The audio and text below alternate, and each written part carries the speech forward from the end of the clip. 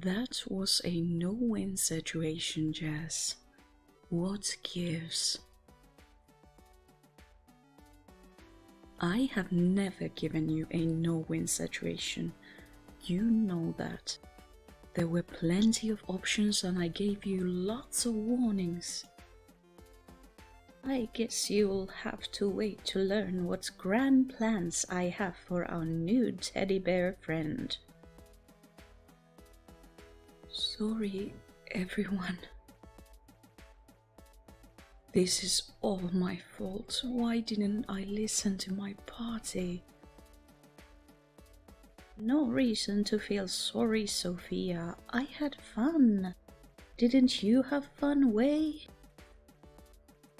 Getting our butts kicked and falling into a cavern with no plan and no way to get out? No, it wasn't fun. Come on. It was an amazing adventure and she was testing out a new character. Please be supportive. Come on, don't be like that. We've managed to survive worse, no? This was supposed to be the final epic battle. What's the point? I even wasted 2 of my balls already. No way. Fine, this just sucks. My brother can get very upset when he loses games, but he's usually not this aggressive. I feel terrible. I ruined his game. Do you still want to play next week? I guess. He sulks off into the kitchen. I know better than to follow him. Let's rest. Cooler heads will prevail tomorrow, yes? She touches my hand. The real treasure are the friendships you made on the way, yes? Nothing's ruined that can't be mended. Oh, it is so kind, and she always knows how to find the words that encourage you. What's Discovery Delvers without a bit of creative problem solving? I'm sure you didn't mean to kill your party, Sophia. You were just trying the whole big tough girl thing out. Bid clears her throat.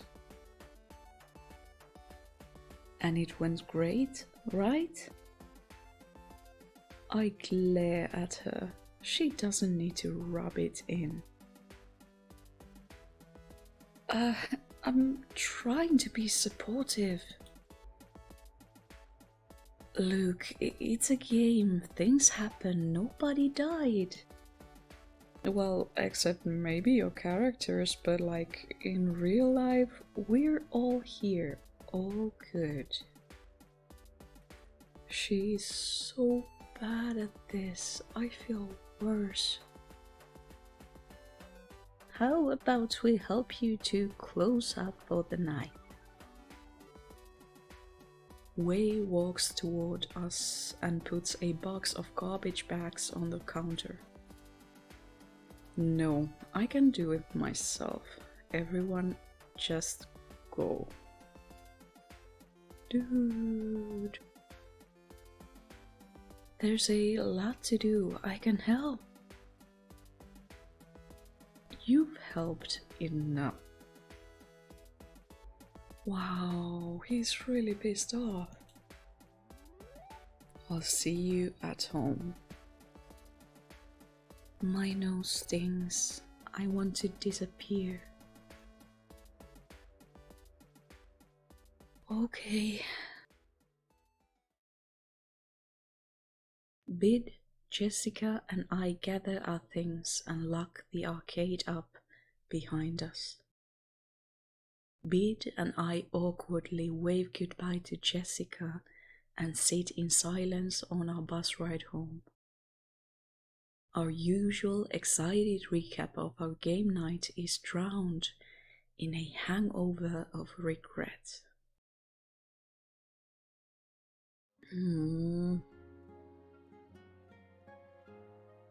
They had such amazing adventures and everything ended so badly. I mean, the situation itself wouldn't have been bad if Wei wouldn't have sounded so disappointed, but I guess he also has right to express his feelings, and it's hard to express them in a constructive manner when you're really upset, so it's understandable, but I just wish he would have supported her when she was trying out something new and being in a vulnerable position. But yeah, let's continue our story. My work shift this morning wasn't a typical quiet Tuesday, like I had hoped.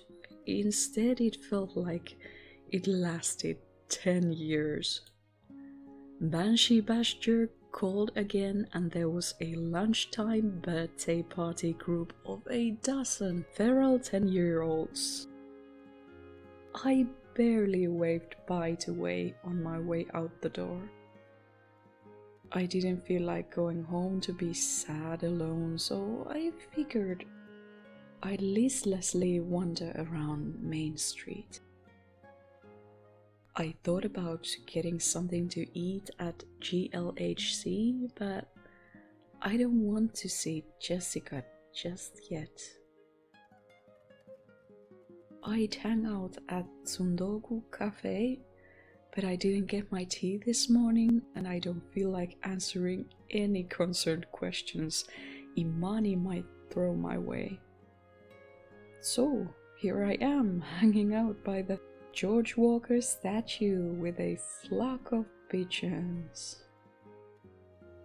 George Walker, Fernweh Community Garden founder, 1875.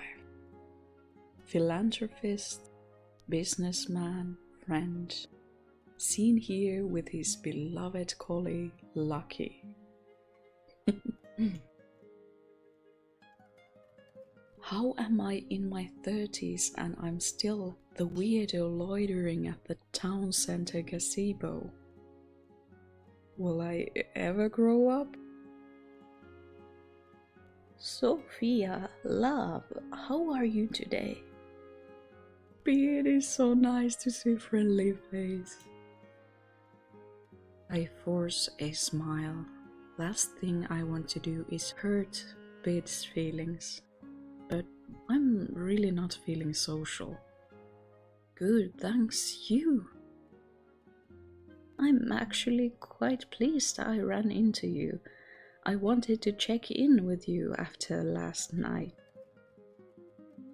I rang your doorbell early this morning, but you must have left already. It might be just a game to some, but a Discovery Delver session can stay with you. Oh, she was concerned and she wanted to make sure that I was okay. That's so sweet. She looks me up and down, as if she's trying to determine something. Are you doing okay? Yeah. Would you like some company? I shrug, my stomach feels weak. I got the feeling last night that there's more going on than Lord Mort's continued reign. My head feels foggy. I wrap my arms together, gently wrapping my left elbow with my thumb. And I want you to know, if you ever want to talk through what's on your mind, you know I'm always willing to listen. It would be my honor to listen as your friend. She looks up at the clouds, comfortable in the silence. So my conversation options are talk about Jessica, talk about Brina. I don't think Jessica was the problem here, so I'm gonna talk about Brina.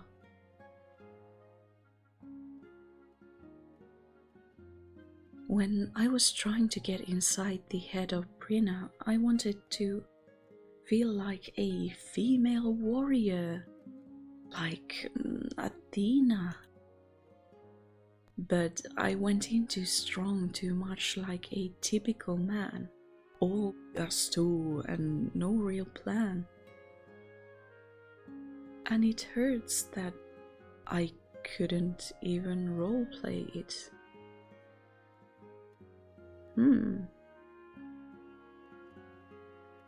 Beat walks next to me, our pace and rhythm in sync.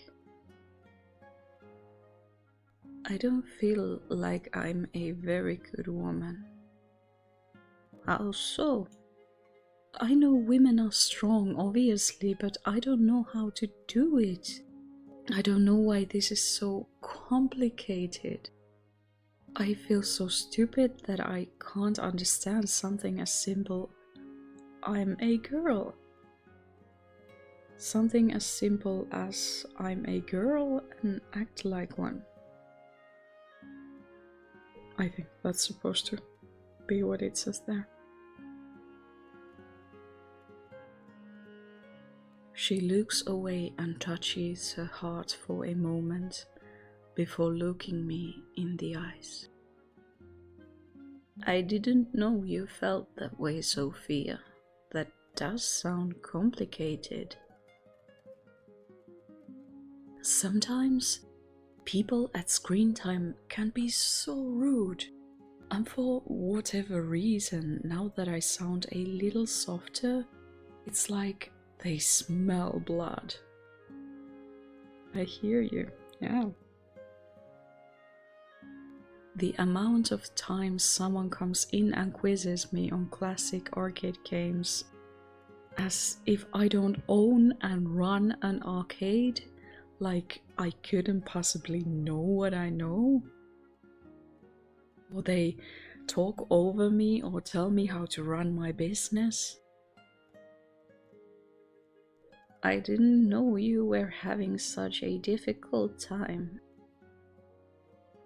A regular keeps calling in to see if his favorite machine is repaired. It isn't. He makes me feel so small, it's humiliating. Always wanting to speak to a man, the real manager, as he says. Bid tuts and raises her eyebrow. Like, I'm the manager, speak to me. And he was the one who broke it in the first place. I wish I said, you can speak to me, I'm the one who repairs the machines. But that sounds so like what a man would do. I don't know how to be. I feel like I always need to be softer, that I'm never feminine enough. Bid nods and pats my shoulder gently. You can show up in sweatpants and nobody says, she's a man. But with me, the little things matter. Whether I'm rude at a person or I eat the wrong way. I don't know what else to say. I've never really said all of this out loud before. It usually gets caught in my throat. A warm breeze rustles a nearby tree. I stare at a dark splotch of old gum on the concrete sidewalk. I can't say I know how you feel because I don't, but I can relate to not knowing how to be feminine. Before I got married, my mother would tell me how I'm too assertive, that I need to be softer or a man wouldn't love me. She'd say, "Bridget, men like to take care of women. You can't be emasculating them by doing things yourself. Ask them to help so they feel useful." I remember thinking, sure, if I can't be myself around my partner, I'd rather be alone. Of course, that was all fear and Romish. Michael loves and accepts me no matter how opinionated I am or what my hobbies are. And that same logic goes for you, Sophia. There isn't just one way to be a woman, and there are many ways to stand up for yourself. Find the one that works best for you. We love and adore you all the same, and if you go overboard, you can trust me to tell you. It's what friends are for. I appreciate it, but I literally can't. Like a brick wall in front of me can't.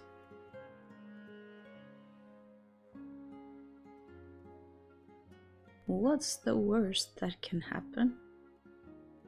Be outed to an entire town that only knows me as Sophia? Ruin my life in Fernweh? Bid takes a slow, pained breath in and presses her lips together.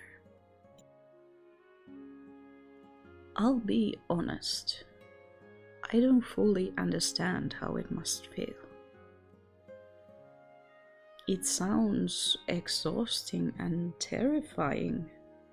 I'm sorry you feel unsafe, and I'm sorry if anyone makes you feel like you're a danger to our town. Fernweh is lucky you chose it as your home. I know that who you are isn't a choice, but whether you act on it or not is. And I'm so grateful you're not dimming your glow for the comfort of others.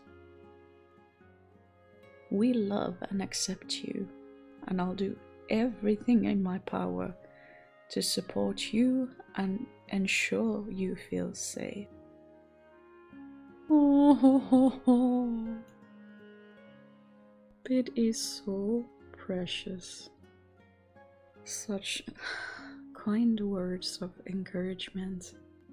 I want you to feel good about being you, however you feel best. For what it's worth, many women struggle with confidence, and you have even more to consider. But know that your brother, myself, and all the friends you've made at screen time support you. You're not alone. Oh, that was such a wholesome conversation about a very difficult topic. We sit together on a bench, quietly watching people go by. A small doggy chases a young child near the memorial fountain. A pair of mothers push their strollers past us, lively chatting. Cicadas chirp in the distance. How about we go into the hobby shop and find a new game to play? I stare at her. You've literally been playing this game every Monday at screen time since I was in diapers. And doesn't that mean something? She straightens her cardigan and clears her throat. It's TTRPG Night, not Discovery Delver's Night. And I enjoy trying new things. It's been a while since I've learned a new game. Would you accompany me to select a new one for our group? I nod and get up. Of course, lead the way.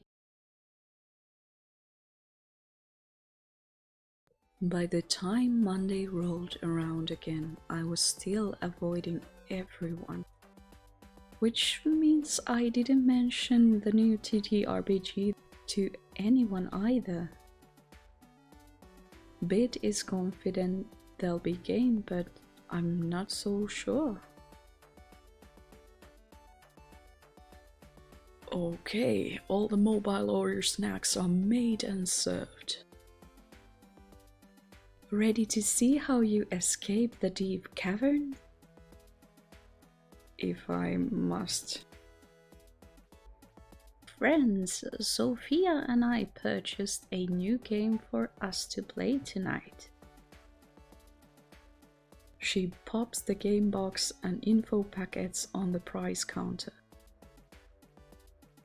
We'll need to go over the rules before playing. Sophia didn't mention anything about a new game to me. I twist a strand of hair around my finger and look at my feet. Things have been so awkward between us. New rules to learn? I was just getting the hang of GMing Discovery Delvers. This one's called...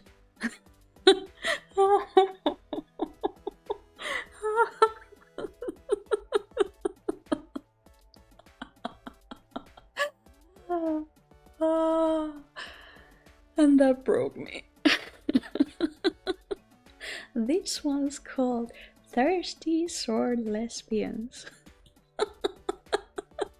That's amazing. For those of you who do not know, Thirsty Sword Lesbians is an actual game that exists. I have wanted to play it for a long time now. So the fact that Bit has this facial expression and she has chosen Thirsty Sword Lesbians as the game for tonight is amazing. I'm so excited. Great. So happy for them. I hope it's gonna be a nice experience for them. We'll see. Lesbians! Gimme, gimme, gimme! She snatches the box and scurries to our table, poring over the manual and inserts. I'll see if I can read over her shoulder. Jessica pulls a chair close for Wei, excitedly pointing at something. I can't hear what they're saying.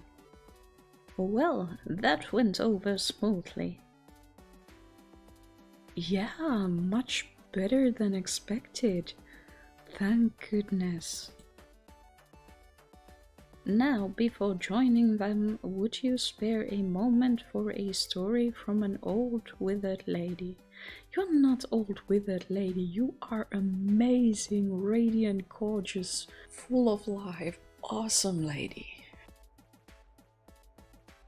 Withered? You're one of the most active people I know, Bed. She taps her nose and winks. If you keep it a secret, I'll tell you about my first character. course I will keep your secret. Bid is one of the OG players at Screen Time. I've always wanted to know what Bid played when she first started. I clasped my hands together and nod. I promise. I played as Nastarsha Shainer, a young half-elf torn between two communities. Pretty name. I had read the player book at the library and thought I understood the rules enough to bravely show up to the newly started Monday TTRPG Night. Michael doesn't enjoy these games and neither do my other friends, so I was left to venture alone and join a group. When I arrived, I was informed I'd be playing a healer. Wasn't given a choice. Oh no. Yep. Okay, sounds familiar. Really? And every time I rolled, one of the men at the table offered to do the math for me, in case it was too much for me. Wasn't that nice of them? I love when Bid gets sassy. I was taking up a space that wasn't meant for me, and they loved to remind me. Though whether they knew that's what they were doing or not is another matter. I didn't want to be a nice, quiet healer for all the men. I wanted to battle. I wanted to be powerful. I didn't battle the first few rounds. It wasn't fun. I thought I was playing wrong. But then I imagined the world around me. I started to interact with the environment. Cause rock slides to bury enemies instead of just slashing them with a sword. And that was delightfully fun. And I was able to take my love of plants and incorporate it into my fantasy world. I nod. I think I understand what she means. Sophia, sometimes the standard rules of how to play don't work for us.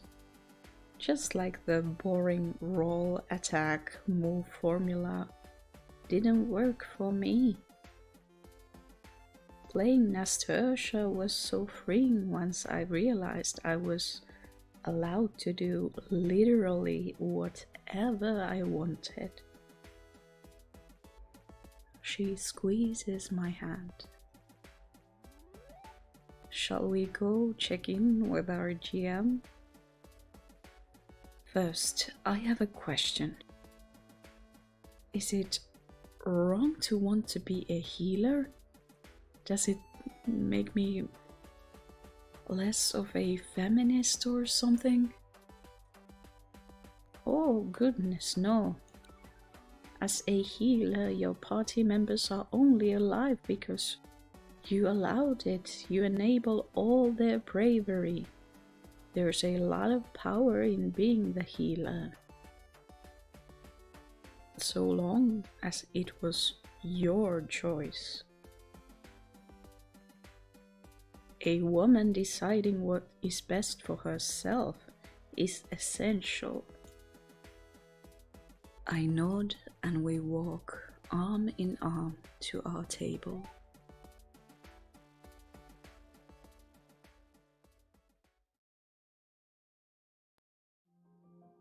We've more or less been sitting in silence, working independently for the greater part of an hour. Jessica's notepad is barely legible. Wei scratches out parts of his character sheet and rewrites sections again and again. Beard is sketching an outfit. Okay, I'm tired of prepping. Let's just play and learn as we go. First, let's go over the basics once more. This is a 2d6 game. Instead of rolling a d20, you need your d6s. Combat is different. It's more like skill challenges for physical and social encounters. The main basic moves are fight, stagger, and defy disaster. Fighting can even be kissing. It's narratively driven. She flips a few pages and points to a diagram. So, for example, let's say during an encounter, you try to entice someone. You would roll to see how successful you are. High rolls are a success, obviously, but if you get a 6 or less, complications ensue. Complications? So many complications. Like, if you're trying to sneakily figure out what a person is looking at and you roll a 3, they will absolutely notice you and lock eyes with you. Oh, that adds an extra layer. I like it. She flips to another section of her notes, skimming through bullet points. Your stats are spirit, wit, daring, grace, and heart. If you get into a fight, it is less about physical damage and more about how you handle it. You get conditions like angry or insecure. If you're a support character, you can do things like bring them a snack or talk it out to help their condition clear. It's amazing. I'm writing everything down as fast as I can, but it's a lot of new things. I pinch the bridge of my nose. This is a lot to learn. We'll get the hang of it, and it's okay if we don't play perfectly. We're new at this. This game is delightful. I'm so excited, you have no idea. I'm so happy you think so, Jessica.